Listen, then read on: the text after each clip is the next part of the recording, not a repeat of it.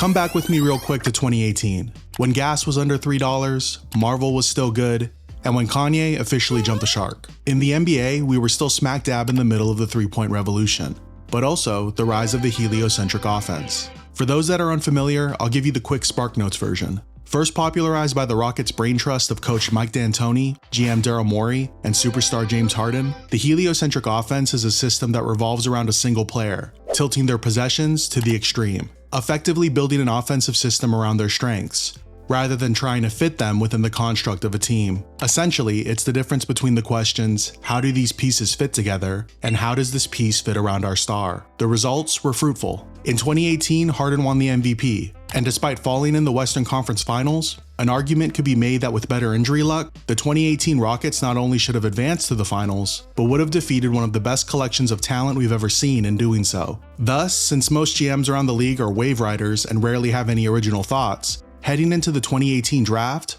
players that could shoot threes and could conceivably carry an offense were the holy grail.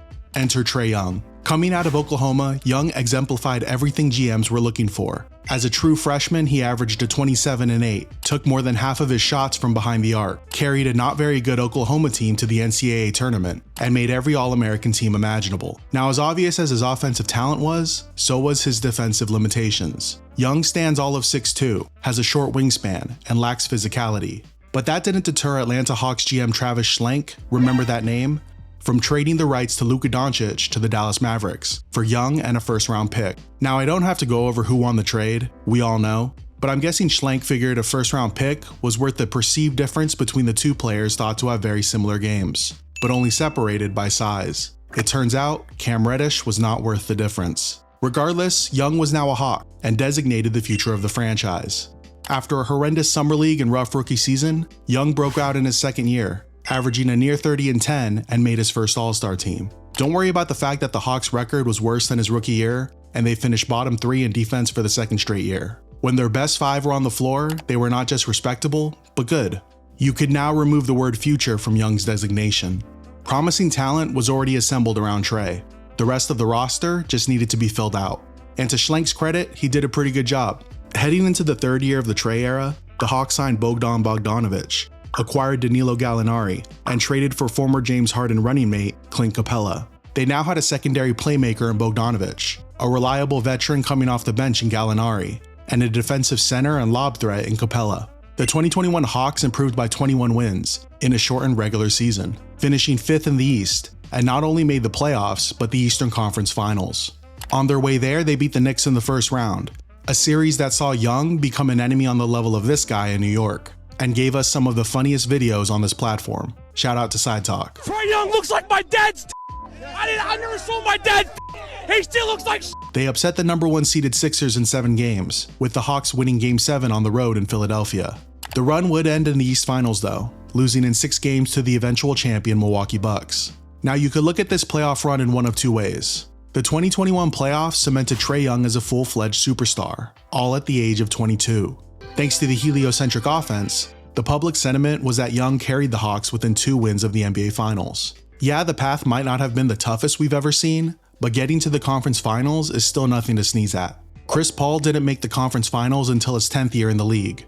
Steve Nash and Hawks legend Dominique Wilkins never did. The Hawks had a team that accomplished something so far ahead of schedule. A nice mix of youth and veterans, whose core had no one over the age of 24. The future holds no guarantees, but it looked bright in Atlanta. The Hawks would win 3 total playoff games for the rest of the Trey Young era.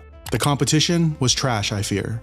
The leading scorer for the Knicks in the first round against the Hawks, a 33-year-old Derrick Rose. All the respect in the world for Rose, but come on. Against the Sixers, it took a generational meltdown by a generational disappointment for them to advance. Also, Doc Rivers was involved. Their showing against the Bucks was arguably their most impressive, splitting the first 4 games, including stealing Game 1 in Milwaukee behind 48-11 from Young. But if you take a closer look at the numbers, you'll start to see the cracks. Young's 29-9 playoff averages were buoyed by volume, not efficiency. A byproduct of the heliocentric offense is that sometimes the star's efficiency numbers suffer. Pushing a player's volume to its limits will do that. We saw it with Houston Harden. You see it now with Luka. Installing a heliocentric system is a bet that on balance, your star's good outweighs his bad. Harden's ability to draw fouls and genius-level playmaking more than made up for his slightly below-average field goal percentage, and just slightly above-average three-point percentage. Ditto for Luka. Young's 2021 playoff percentages were much lower than you would want. They won Game 7 in Philly in spite of him, rather than because of him. There was not one series where he shot a league-average percentage. You could say the 2021 Hawks were fool's gold, able to advance that far because of a weak Eastern Conference. Credit to Young for being their engine and hitting a number of clutch shots, but if the stars hadn't aligned, I don't think the 2021 Hawks were an Eastern finalist worthy team. And I think it's safe to say 5 years later, they weren't. On January 7th, 2026, Trey Young was traded to the Washington Wizards for 34-year-old CJ McCollum and former first-round pick Corey Kispert, who's more known for his hair than anything he's done on a basketball court. Which, I mean, fair. They're also on expiring contracts. So basically, Trey Young was traded for cap space. So how did we get here?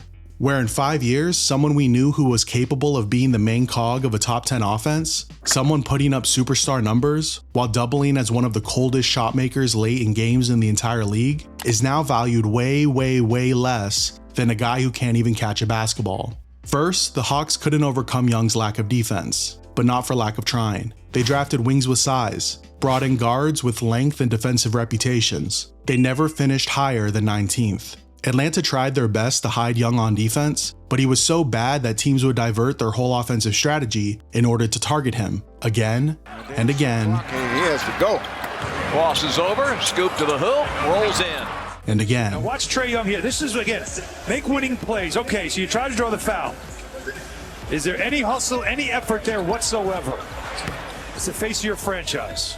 Second, his teammates reportedly disliked playing with him. Pretend you're a teammate of Young for a second. You barely have the ball in your hands. You constantly stand in the corner and watch the show, waiting for him to decide if you get to shoot. And you're asked to do the dirty work. All the while, your leader gets to hide on the defensive end, guarding the weakest offensive player, and most of the time, he can't even do that. The heliocentric offense may be a way to success, but for everyone other than its star, it's certainly not fun. There was always a noticeable difference in the Hawks' style of play whenever Young missed a game. The ball moved, the scoring was balanced. There was also a noticeable difference in their record, especially this season. Combine that with the emergence of Jalen Johnson, and that's why Atlanta finally felt comfortable in making Trey a Wizard. And I'm guessing why the Wizards even made an offer in the first place was because this guy is now a high-level executive there. Young's ball hog tendencies are so well known that one of the biggest questions heading into his Wizards tenure was how Young would affect the development of their young talent they've collected over the past couple of years. Center Alex Sarr is 20, and this year is showing why he was taken second overall, and more importantly, getting his ass in the paint. Wing Keyshawn George is 22, with a rare combination of size and shooting, and he's also scoring with efficiency. Rookie Trey Johnson is 19, and already one of the league's purest scorers of the basketball. I'm fascinated to see if Young can adjust this heavy ball dominant style in Washington. I'm guessing the Wizards brought him here more so for his playmaking ability rather than his scoring ability. Be the adult in the room, organize the offense, and get these young magicians in the best positions for them to succeed, not just stand in the corner. Young tried his best in 2025, but the results were mixed. He's not great off the ball. Cutting, running off screens, and gang rebounding are just some of the things he's never had to do. It was like by trying to accomplish two things, they accomplished nothing. I think it's fair to say that when Trey Young doesn't have the ball in his hands, he's ineffective. To his credit, Young seems to be aware of these concerns and has said all the right things in his new home. So how can you help them get better? I always learned that the ball brings energy, gives energy, and so that's why I love passing. That builds chemistry, that builds trust, and I mean, they got to know I give effort on the other end too, and they're going to see that, and that's how you build trust with your teammates. But I'm also sure that the extension he's eligible for after the 2026 season is playing some calculus in his head as well. Will Trey Young actually change? And if he does, can he be effective? I'm excited to find out. My name is Kahai.